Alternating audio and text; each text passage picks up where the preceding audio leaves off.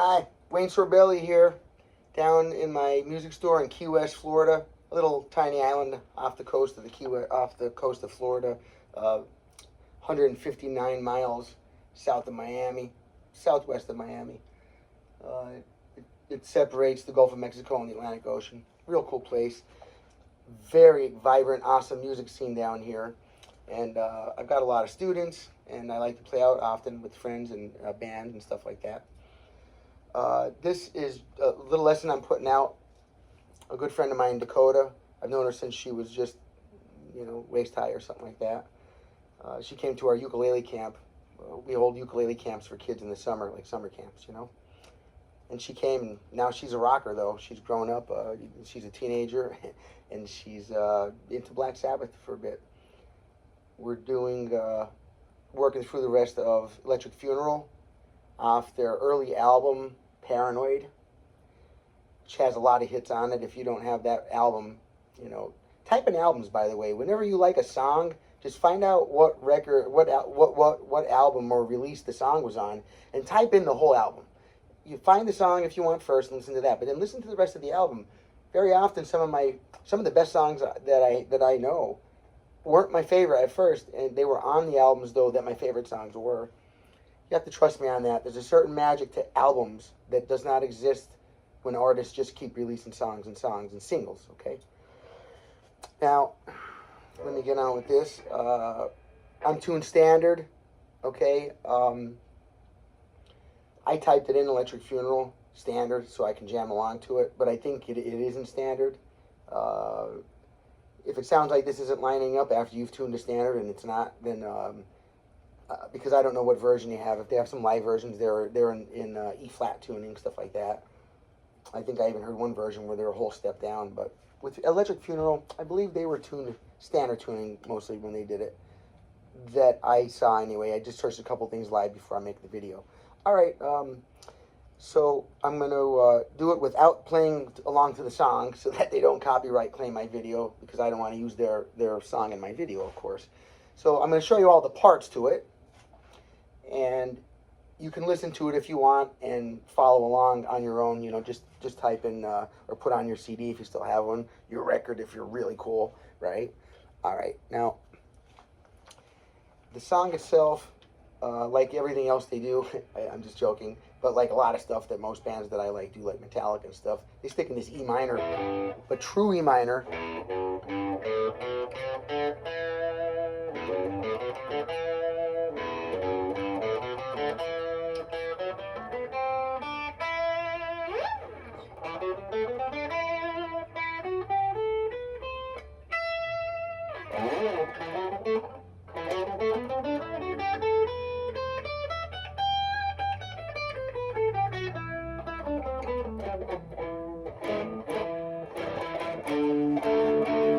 Okay, so now this is very important for this song.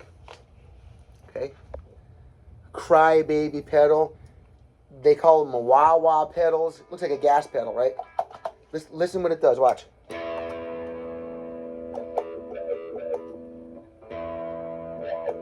Wow, wow. That's why they call it a crybaby pedal. You can go like wah, wah, wah. All right. Now, for those that don't know, what that's really doing is your tone knob of your guitar. Listen. Okay, listen. If there was a bigger knob that had a broader range, and it was more finely tuned, meaning that as you move it a little bit, it moves a lot more, right? Like a 10-speed bike if the gears were reversed. It's not possible for me to turn it fast enough, especially while trying to play the guitar. This would not be possible, right? So what they did is they put a tone pot inside of a gas pedal. And now I can control it. It would be like turning that tone knob, baby. Except I can control that with my foot while I'm playing, so it adds a whole new dimension. That's what gives this song its sound. Without that, I have to be honest, when I teach you with lessons, and like if somebody comes in and just asks me for that, we don't have a wah pedal set up already, when I show it to the person, they're often like, it's missing something, it doesn't sound really like it. I say, hang on a minute, and explain to them that the wah pedal is going to make them sound like it. sometimes if they haven't experienced any pedals yet, they really won't be able to understand that into their mind and their ear. It doesn't sound like the song until you hook the wah pedal up.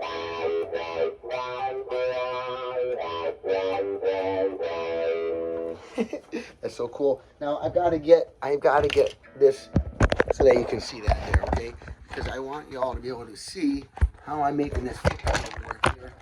My setup is very primitive because well, that way. Hang on, give me a second here. This is extra credit for my students, so to work on.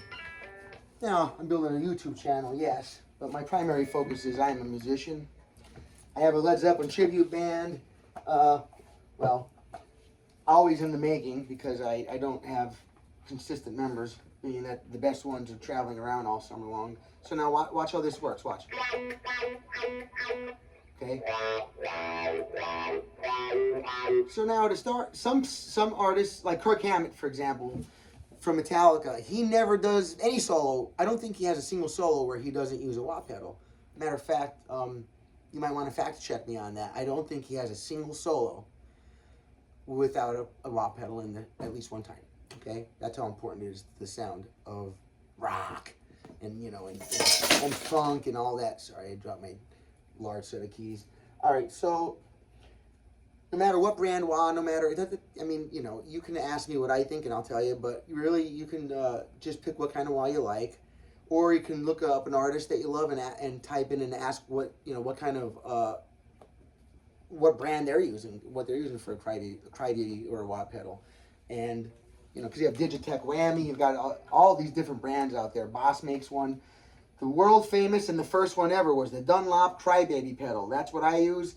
I don't stray away from that. I like the original Crybaby sound. And then you can use it too for your funk. Now, some people use it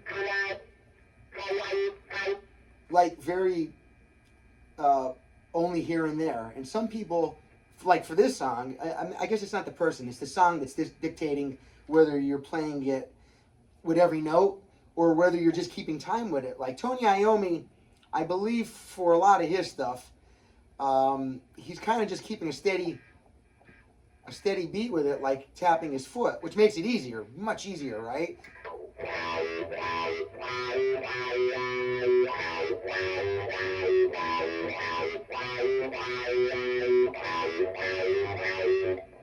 Let's see if I can get my guitar down here. I'm just playing the regular notes. I'm not doing anything special here or here. It's all on my foot.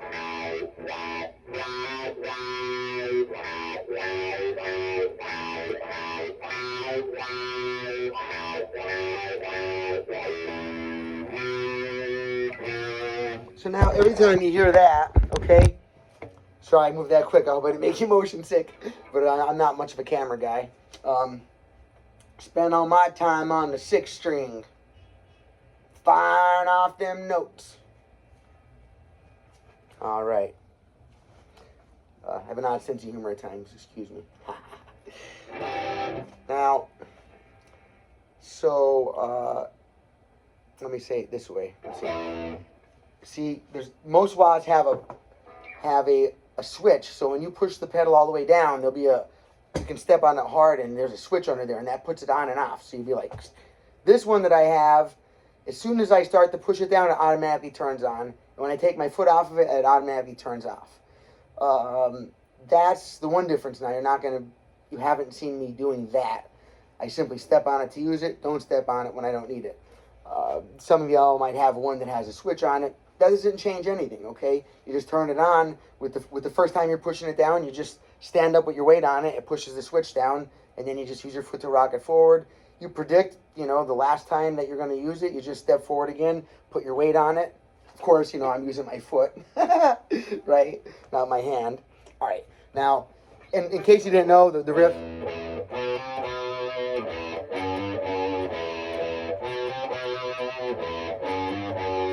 And then I took my foot off the wah and then went.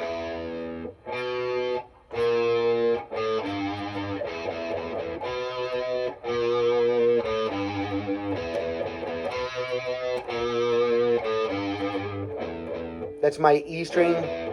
A string, 3rd fret, 2nd fret, I'm sorry, 2nd fret, 1st fret, 0, 3 on the 6th string. You know, I'm giving it vibrato, I'm shaking that note.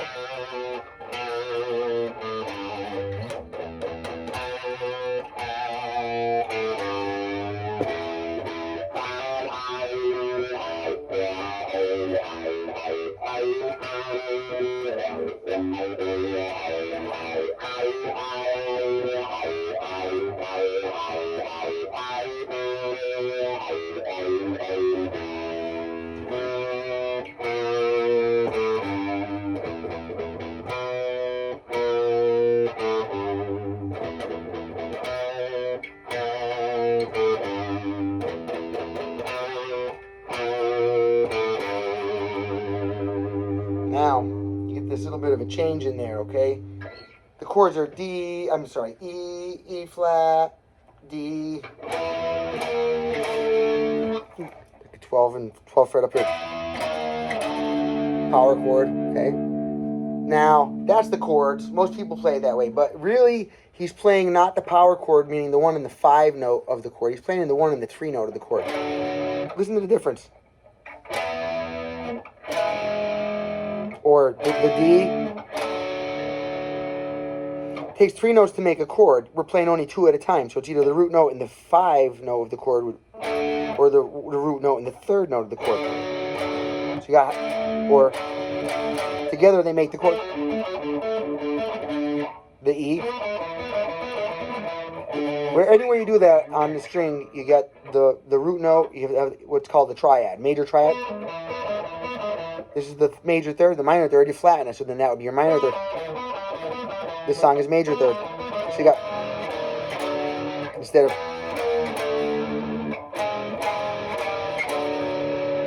by the way, I'm going to put a link, I have at least one other video I made for this song before, and it was a very simple, more of a basic, simple version of it. I didn't include the pedals, how to use them, and a lot of other stuff. If this is a little bit over your head, or you think that this lesson, if I'm saying things that you don't understand, please click the link on my video below, and you'll find a much easier way to do everything at first, okay? It's leaving out some of the other parts. But now if you've done that video, this one you'll want to do, because you should be ready for it now, if you practice the other one a bit, okay? See, after that,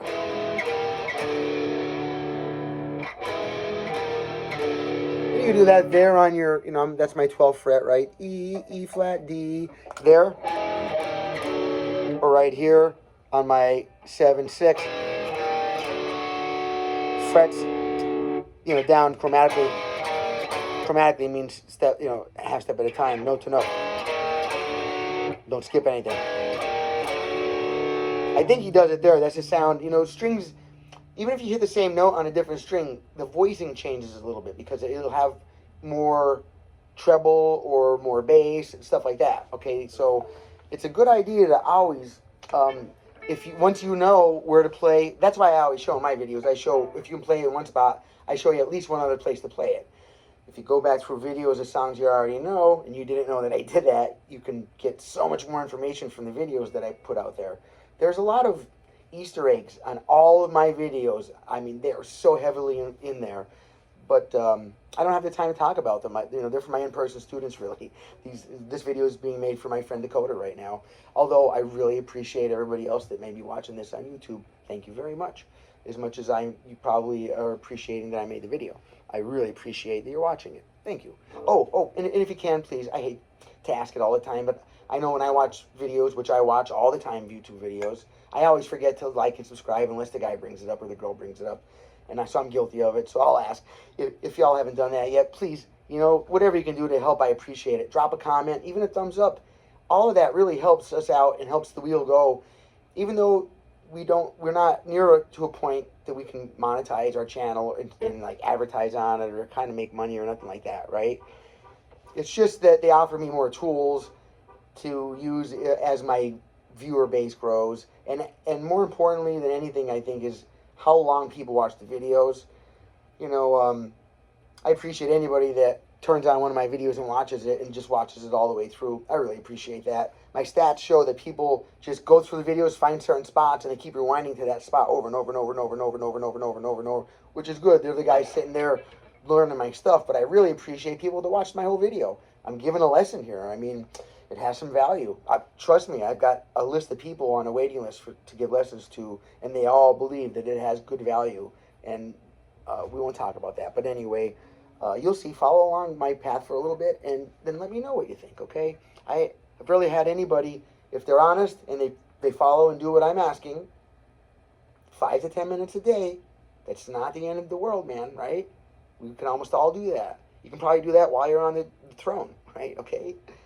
Just 10 minutes a day.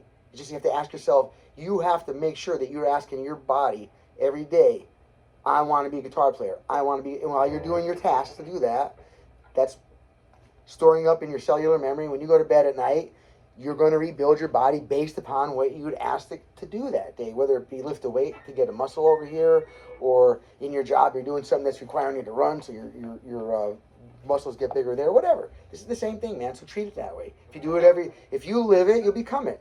You know, karma is instant, you know, you're making your life in front of you. Okay, that's a different video. Now I get getting my yogi on you, that's bad. Listen, because that stuff needs to come unsolicited. People shouldn't tell people what to do or whatever, okay? And I offer advice up, but I have to be very careful because one shouldn't really go offering up their advice when it's not solicited. If anybody wants to know anything more about anything in those areas, psychological stuff or anything to do with yoga, which I'm studying, I'm only a student. I love it. I love it. The sciences, I do some of the physical stuff and the breathing stuff. Different videos. All right, anyway. Let's move on with this awesome song. So there, after this part,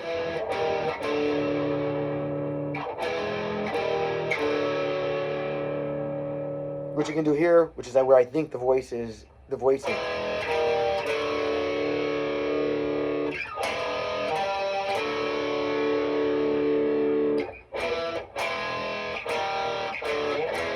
So when you're on the first one, which is the E, you can hit the open E string here, which is why I like this position.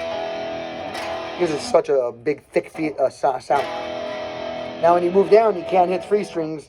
You have to move and only hit your 5 and 4 strings. Then once you move off of the E, right? So, okay. And then it goes into this cool thing. Now it is going to use the E power chord.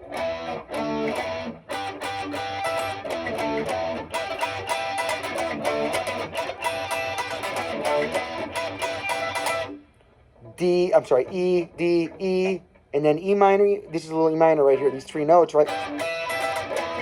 Power chord, E, D, E.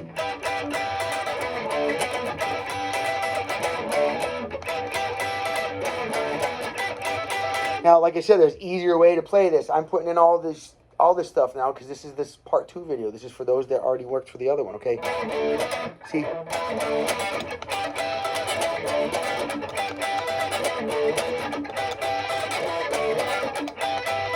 Dun, dun, dun, dun, dun.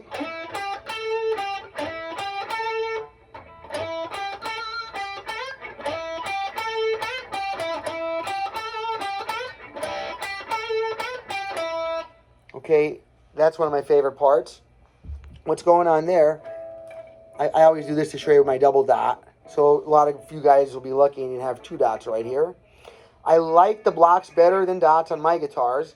Okay, I just got used to looking at them this way. But I know that when I'm teaching, it's easier for people that are just kind of getting used to using my videos. If their guitar has 2 dots here, then it's easier if they see that 2 dots. So I'm making sure that you see where I'm at, okay? That's my 12th fret. Now, from there, I'm using 14, 12, 14. See, start on my D string and then move down to the G string. So 14 on the D, 12 on the G, 14 on the G, and then I'm bending that G note now. And I have to bend it till I hear the sound of a whole step up, which means I'm going to skip a fret. You can slide at first. Hey, if you haven't practiced sliding yet, let me put it this way. Please slide first on this video while you're trying to do this. Because I'd rather this video be me showing you how to play the guitar, not me showing you how to play Paranoid. If I just show you how to play this one riff, you'll only ever know that one riff. If I'm actually teaching you how to play the guitar, you'll walk away with something that'll last the rest of your life. Do you understand that? Okay, now watch. I think you do understand that. If you're still watching after 20 minutes, you get it. Congratulations. You're on point, man. You're on point. Ah, that's the stuff that makes the stuff. That makes the stuff. All right. Now, bum, bum, bum, bum, bum. He even slides into it too. Slide into that 14 from the 12 on the D string. So, but slide first, what?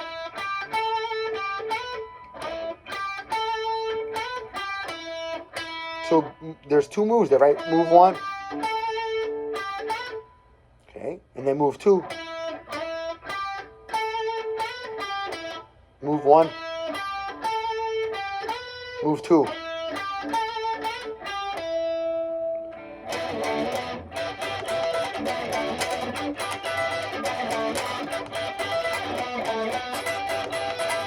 Okay.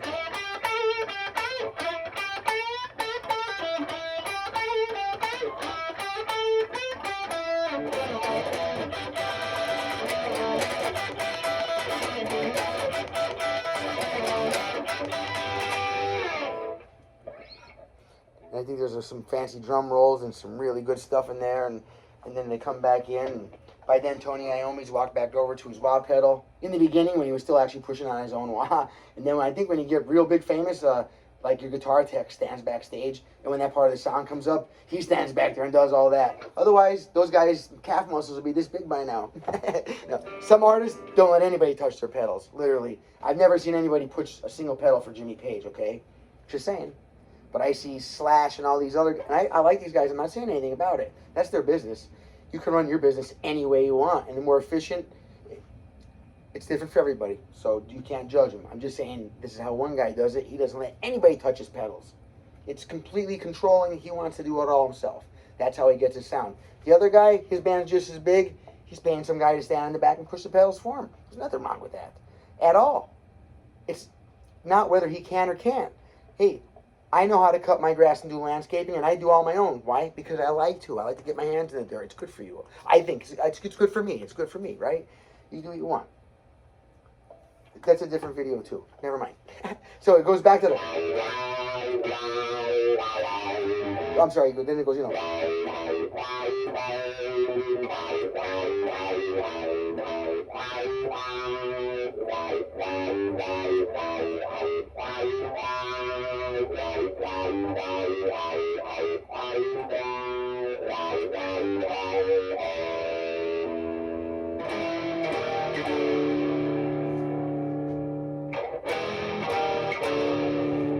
I love that part, huh? And you got Electric Funeral.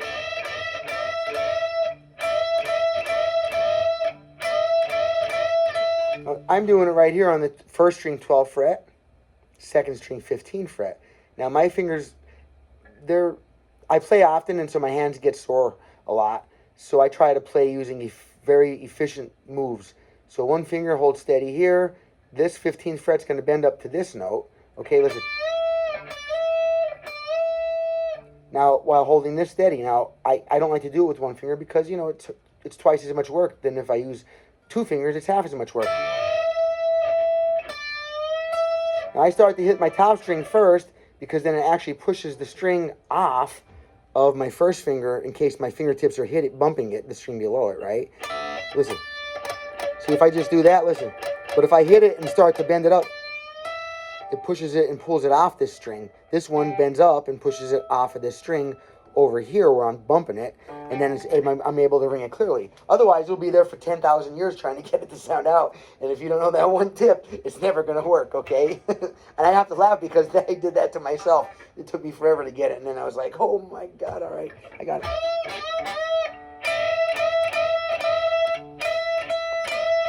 I'm picking both strings at once. Electric Funeral.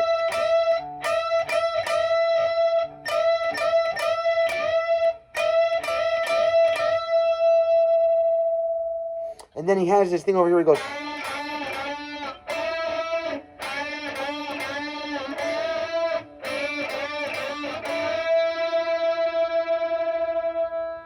I love that part.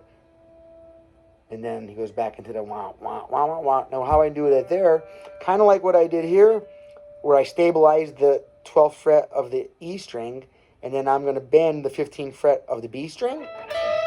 It's that kind of move, but it's down here where the frets are further apart, so you might have to, you know how to do it here, but don't do it there because you won't be able to. Come up here and start practicing it where the frets are much closer together until you can do it clearly. And then as you get it clearly, move down, and then when you find where you can't do it clearly, move back up and practice it there again for a couple days.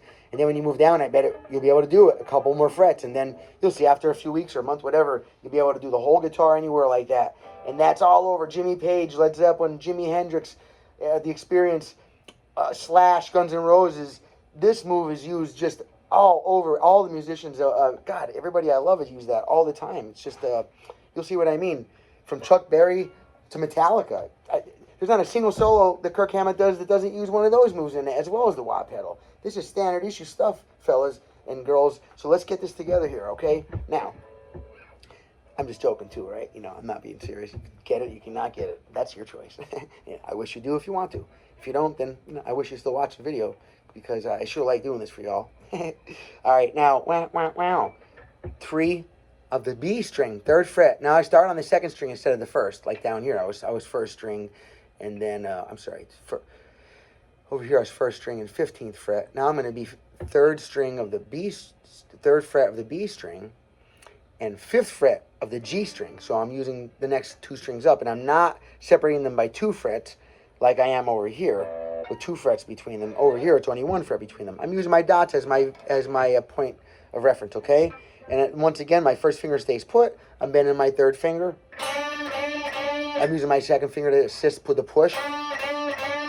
Bends it 3 times here. Moves up a whole step to the next set of dots. Remember, each fret's a half step, so a whole step means 2 frets.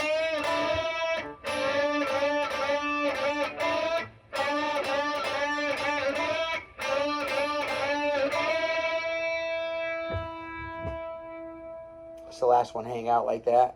And if you just bring it up to pitch and then pull it back just a little bit, like meaning pull it to pitch, meaning I bend this note up till it sounds the same as that, and then I just relax this note a little tiny bit more, and it gets this wah, wah, wah, wah, wah, wah, wah, almost like a vibrato on a vocal. It's beautiful. Listen, watch.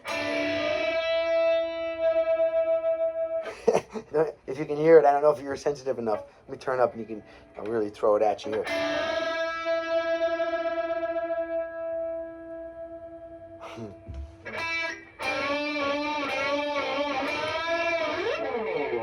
And then, I get back over to the wah pedal.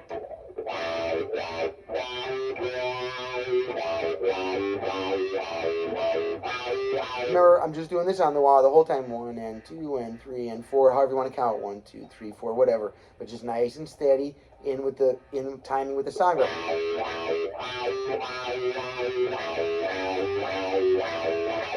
You can tell my foot's not stopping. That's how I realized he wasn't. On some versions, on the record, he wasn't. And then on some live ones, he probably wasn't standing by it, or his back guy tech that was doing it wasn't paying attention, whatever. But look, it wasn't doing that. It was going wah wah wah wah wah wah wah wah wah. That's on some versions. He's following each note, and it's a difference in the sound, because when I'm holding a note like this, wait, listen. When I'm holding that, on one way to do it, it goes wah wah wah wah wah. And the other way to do it, it's going to go wah, wah, wah, wah, wah, wah, wah, wah, wah, wah, wah, wah, wah, wah, wah, wah, wah, wah, wah, wah. You're even going to hear while I'm holding the note. You're still going to hear the wah going wah, wah, wah. That's what I did. I slowed the video down, and I heard that, and then I know what to do, all right? I just thought I would throw that in, so for those that are advanced enough and are still watching this, then you can get some more advanced information on it, all right?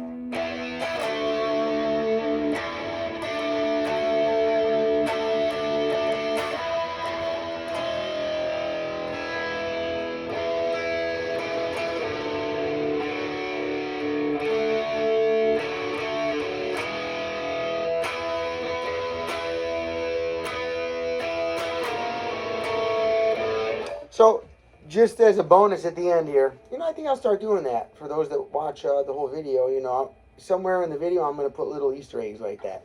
And then that will, people will want to pay attention and get the real super top secret stuff that I'm just going to slip in there.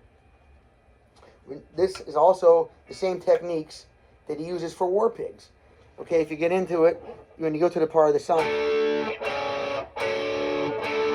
so you go, dun, dun, dun, dun, dun, dun, dun, dun.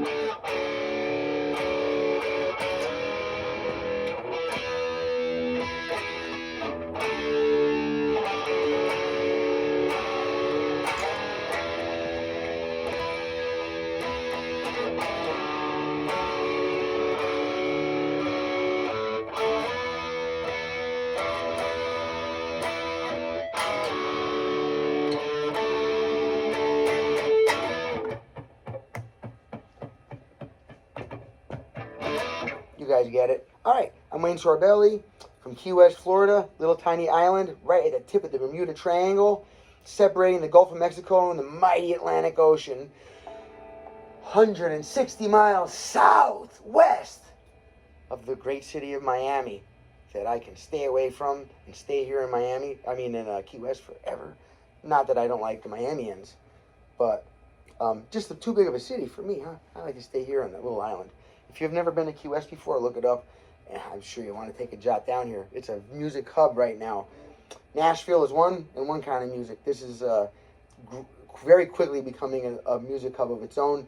It's a hidden gem for songwriters. This is a very big songwriters hub, meaning songwriters collect here and jam.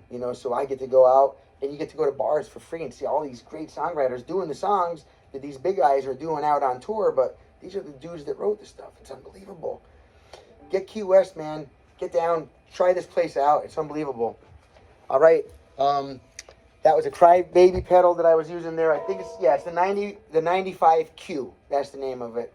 I'm playing on my Gibson Standard SG with my Boss Katana MK2 amp. And that amp has reverb on, a little bit of gain. That's it. No delay, no anything else, no compressors, there's no nothing. No big system here, and just one wah pedal. So this kind of stuff was very raw and very basic sounding, which to me is part of the draw for it. It's just, God, it's so early on. You have to know, if you're watching this video, that Black Sabbath, Ozzy Osbourne's one of his first bands. They're often credited with being one of the first metal bands ever. Like one of the heaviest. Well, one thing's for sure, to my knowledge, there is no band that was like a horror movie band. Because Black Sabbath was out before Alice Cooper, and that's considered shock rock, which was kind of theatrical in bringing concepts on stage, right? And made them be a scary, horrific nightmare of, Alice Cooper had that nightmare thing going on or whatever, and he brings, cuts off baby dolls' heads on stage with a guillotine and all this whack job stuff.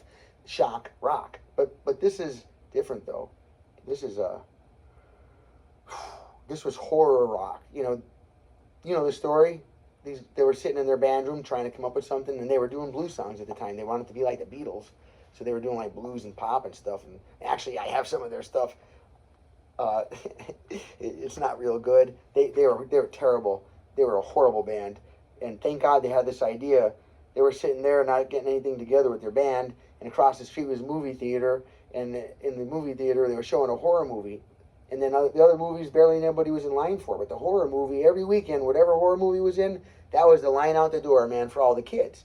So they just thought, wow, look, all the youth, they all like the scary movie the best, so let's try to write scary stuff. And then their first song ever was that was self-titled Black Sabbath. There's a video I have to do, Black Sabbath. I think that might be next on the list. All right, I'm going to stop talking. I'm making the video too long. Thank you. Please hit the subscribe button, notification bell. Any interaction with the channel helps. Thank you so much. I'm Wayne Sorbelli. Adios, amigos.